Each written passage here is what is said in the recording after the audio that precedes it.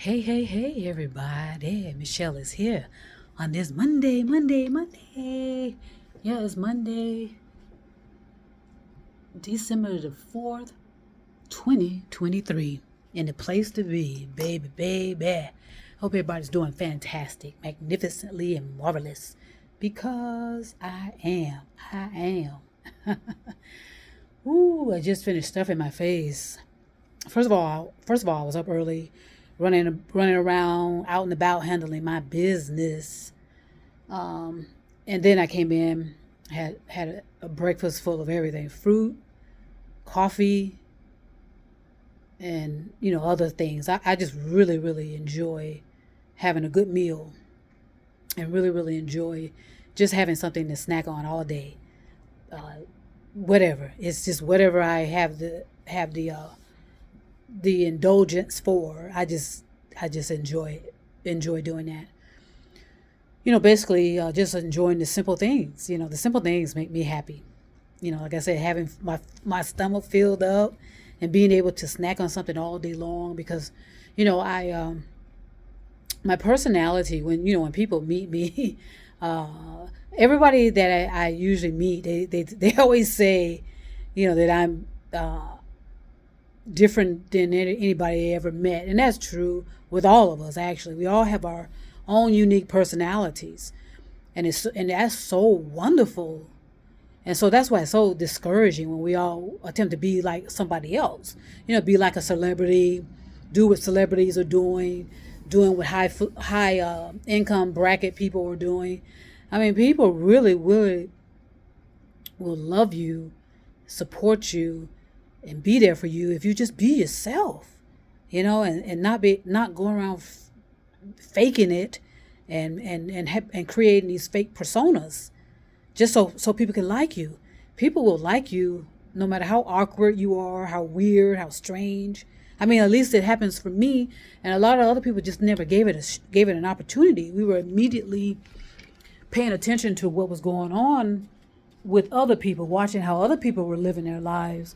And so I guess a lot of people felt that, well, if I act like that, then maybe people will like me too, and that's just so disheartening, because, like I said, we created these false personas and false personalities, and so now, as we are approaching certain realities in our life, I mean, it's about individuality, right? It's about knowing who you are, what you are, and why you are. So if you're pretending to be somebody else, when all of that stuff starts to fade, because it will, that's what culminations are. Stuff starts to fade away. They have no relevancy, that have no value. And, you're going to be left naked, essentially, wondering, okay, what do I do next? And I know a lot of people will be despondent. I know it. I sense and receive it. And I'm sure others do too. Like I said, the veil is lifted, people are starting to get exposed. What if you realize this person that you worshipped and thought the world of, and would lay down your last dime to them? You realize they're fake and phony, and they didn't really never existed as you perceived them to be. A lot of people get despondent by that, because then you're going to be left empty. What are you going to have? You wasted all this time either following this person, following this religion, following this ideology, following this rhetoric, following this or that and the other. Your life center around all of that, and then you realize it didn't exist ever, that it was all a lie and perpetrated. What are you going to do? So, I just know that I want to be there for people to help you along your path, show you, teach you, model for you how it is so important that you get on your path to your destiny. You take that journey to your destiny. In most cases, you will be alone. You're going to be by yourself in that. And that means whether that's in your consciousness or whether that's literally, figuratively, metaphorically, you're going to have to walk certain paths alone. And no one's going to be there to save you. You have to save yourself, rescue yourself. And a lot of it is within the consciousness. We've caused our consciousness to become atrophy. And a lot of people are believing that that's okay, that they don't have to strive for anything, that somebody else is going to take care of them, whether they are a supernatural, whether they're just some energy, whether there is some force. So many people are under this delusion that someone's going to be saving them. And so they're gonna refuse to help from legitimate human beings, because the only person that's going to help you, the human being, is other human beings. No supernatural, no God, no figure of your imagination is going to help you or save you, because they do not exist. There's nothing there. And a lot of people get angry about that. They get really angry because they believe that they're praying to somebody. What you're praying to is yourself. When you're praying, you're reconnecting to you. You're reconnecting to your spirit, your innermost being. You're just kind of talking into the air or praying into the air to something that's not there. Everything that you need that's going to save you is within you, within your innermost being. And a lot of people get upset when you point that out to them. They are betting their last dime that someone's coming to save them, and would never come. So think about it. Why do we have to wait until there's almost complete destruction in our climate, for someone to come and save you? We're on the brink. There's going to be a lot of devastation in our climate. I told you, Mother Nature is taking over. It's going to be different this time around. What do I mean by that? Well, if you trace our history, which goes back millions and millions of years, it's been about conquering and destroying. Conquering and destroying. The French Revolution, Rome, Atlantis and Mu. You just go back and think and look at, if the information is there. So many things have been wiped out. We allowed that to happen. Where we were getting the information from, certain sources of places, libraries, wherever.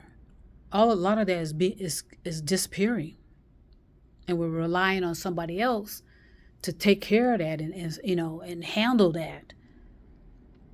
So I am going to do my part as well as others. One person can't do it.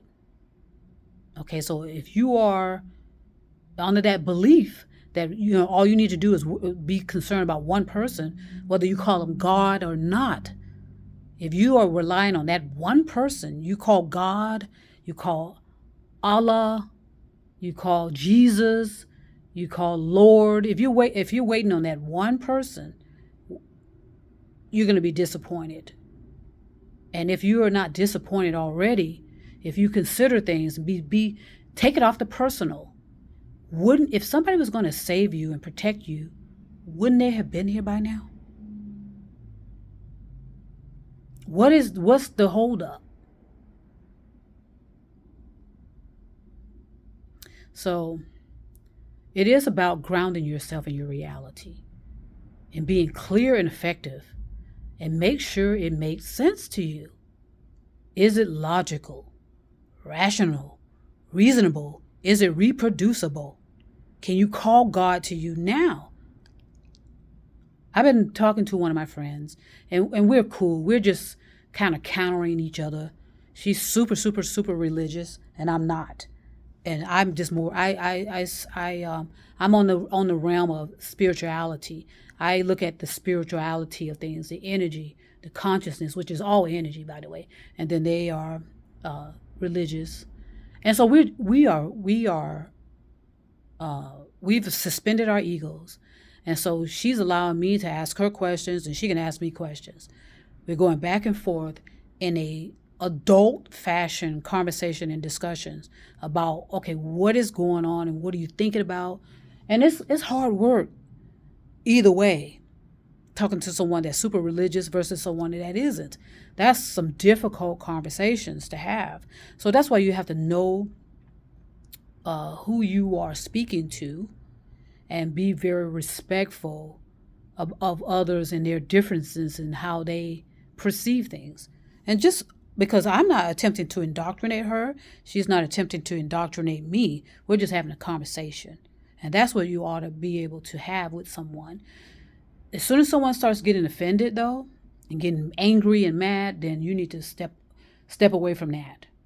Because that means that they are still operating out of ego and they're making it personal. This is not personal. These are questions that all of us are.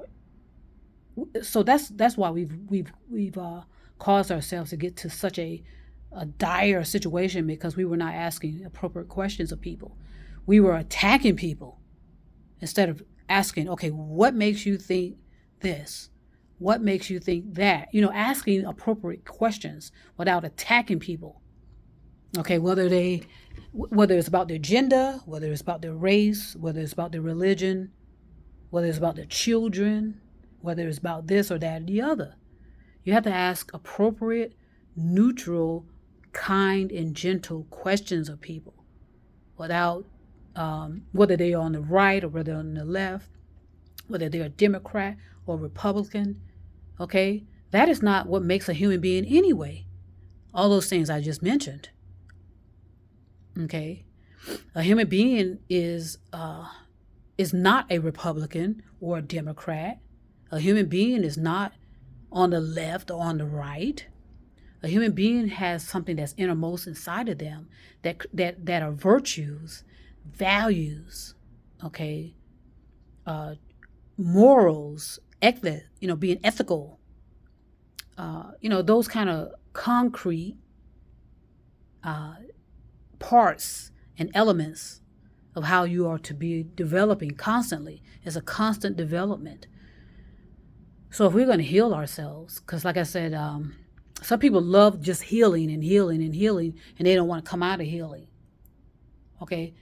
So if you don't want to come out of healing from something that happened to you, 10, 20, 30 years ago, then you're going to just stay there spinning. But if you are genuinely willing to come out of saying that you're healing and say you're healed, that's a powerful step. It doesn't mean whatever happened to you didn't happen to you.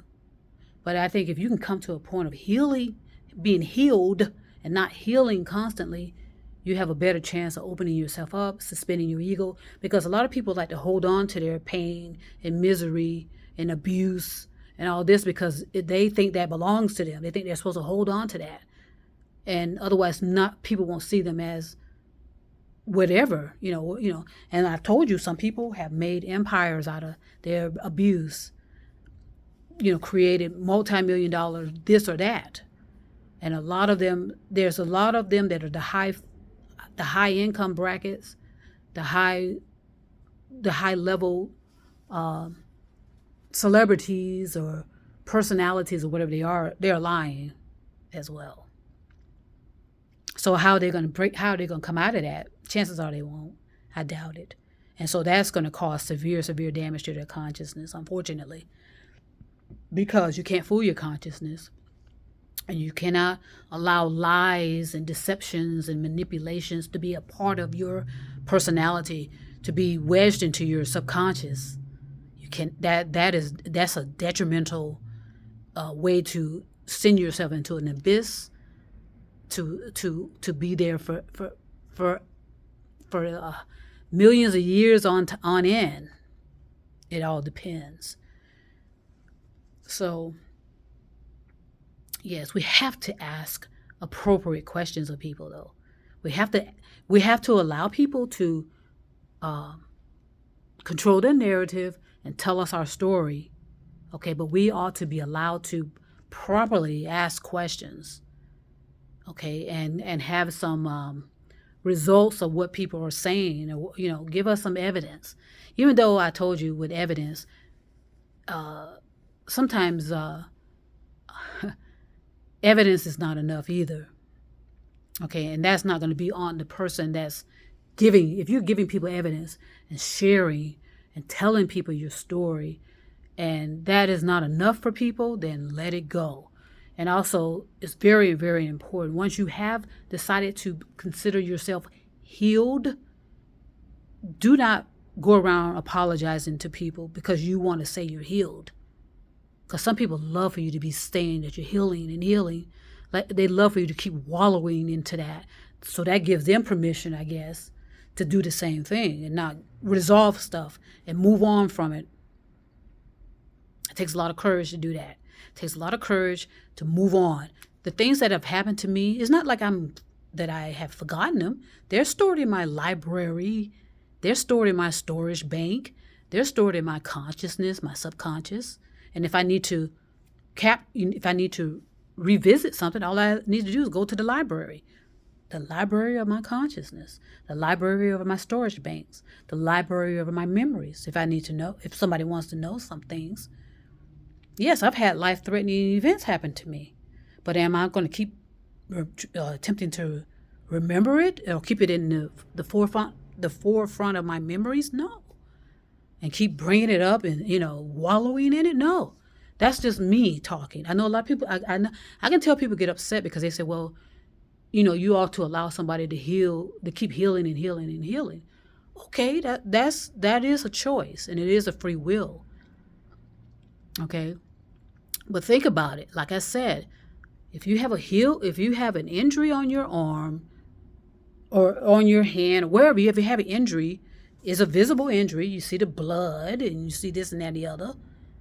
Is healed and closed. What am I supposed to do? Keep opening it up? Just to prove to people that I had an injury, literally, figuratively, metaphorically? Do I have to keep opening that up all the time? I think a lot of people feel as though that they have to keep wearing their abuse on their shoulders all day long. You know how heavy that is. We're supposed to be evolving to become lighter and lighter and lighter, and eventually, after billions and billions and billions of years, I'm talking billions, you hear me? You will become light enough to transform into energy, and then you can meet your maker. Okay? It's not going to happen because you die. A lot of people believe if they die, then they're going to go meet their maker. That's anything but true. And time will tell on that. Listen to me carefully. Time will reveal that to you. And then you're going to wonder, why did I waste so much time? Like several people always say, a lot of people are going to be rolling in their graves. Let me see what that means in these dictionaries. Rolling in their graves. It's a metaphor, of course.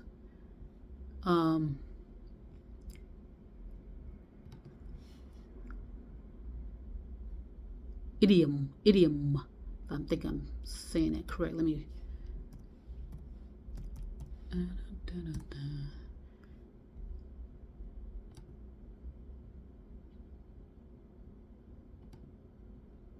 Okay, let me.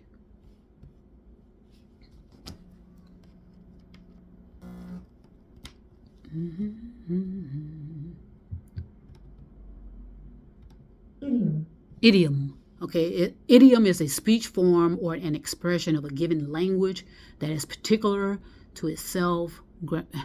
It cannot be understood from an individual's meaning. That's what it says in here. It's a phrase or expression that presents a figuratively non-literal meaning. Okay, so that makes sense to me. Now, when someone says turning in their grave, it says to describe an extreme level of shock or an intense level of surprise. Okay. let's see what else it has here. In other words, it is going to be a shock to a lot of people when we realize we even wasted millions upon millions upon millions of years of our responsibility to evolve our consciousness. And it wasn't about evolving our materialism at all. It wasn't about to glorify our materialism, whether it's ourselves or our toys and equipment, property, land. It was about the consciousness. Okay. So, but yes, the extreme level of shock is going to be. That sounds about right. There's going to be a lot of people upset, disgusted, angry, surprised, and it's going to be in a negative fashion.